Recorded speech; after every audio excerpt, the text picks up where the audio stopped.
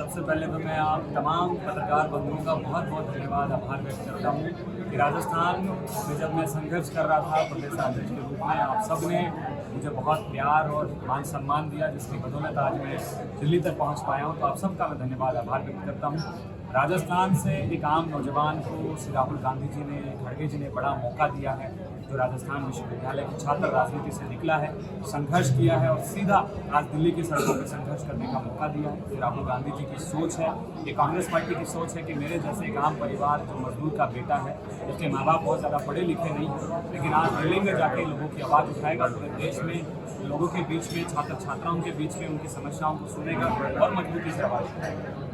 बड़ी चुनौती है क्योंकि राष्ट्रीय अध्यक्ष की पहली बार राजस्थान से किसी नौजवान को जिम्मेदारी मिली है, तो ये मेरे लिए और आप सबके लिए भी गर्व की बात है।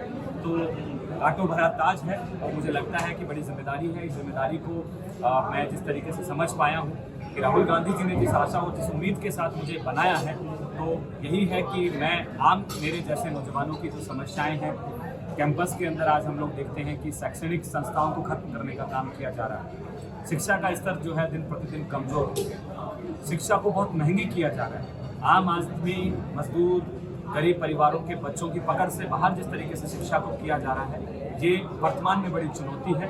और जिस तरीके से छात्र बेरोजगारी की एक बड़ी समस्या से जूझ रहे हैं, भाजपा सरकार केंद्र की और हमारे राजस्थान की सरकार इस पर कोई ध्यान नहीं दे रही। इससे बहुत सारी समस्याएं उत्पन्न हो रही हैं। नशा आज इस देश में जो है बहुत ज़्यादा बढ़ गया है।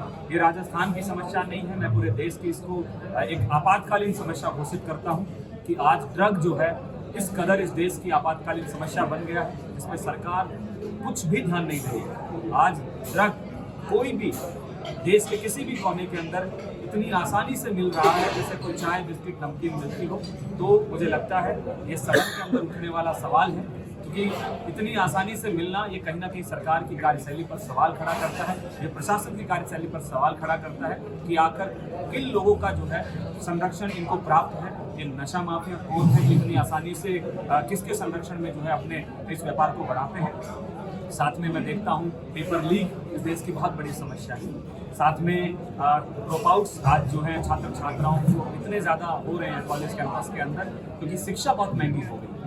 तो कैंपस को भी कहीं ना कहीं आज नफरत का अड्डा बना दिया गया, एक विशेष विचारधारा को थोपने का प्रयास किया जा रहा है। तो तमाम समस्याएं जो है हम सबके सामने एक बड़ी चुनौती बनी हुई है। तो मुझे लगता है NSUI अब कैंपस के अंदर जाएगी, आम छात्र नौजवानों से बातचीत करेगी, उनकी समस्याओं को समझेगी, सुनेगी और उनको मजबूती से जो है देश पे उठाएगी। और हम पूरी लड़ाई लड़ने के लिए तैयार हैं, क्योंकि राहुल गांधी जी ने मुझे यही कह के भेजा है कि आप अपनी शैक्षणिक संस्थाओं को बचाने का प्रयास कीजिए, क्योंकि नफरत का बीज जो है आज इन कॉलेज यूनिवर्सिटियों तक पहुंच गया है। मोहब्बत का पैगाम बांटिए, लोगों को जो है जागरूक करिए। लोकतंत्र खतरे में है, संविधान खतरे में है। कैंपस की हालत आप लोग समझ ही रहे होंगे, कहाँ पे जो है छोटे छोटे बच्चे स्कूल में पढ़ रहे हैं, छत गिर जाती है, मुआवजे के नाम पे भी सरकार उनको कुछ नहीं देती है। तो बड़ी पीड़ा है कि आज सरकार बड़े आलीशान प्रोग्राम जो है अपने करवाती है, लेकिन शिक्षा को जो है कहीं ना कहीं एक कोने में जो है एक पुलिंदा बन के फेंक दिया गया है। जब आप बजट में हम लोग देखते हैं कि शिक्षा के बजट को कम कर दिया जाता है, तो हमारी उम्मीदें और आशा टूट जाती है।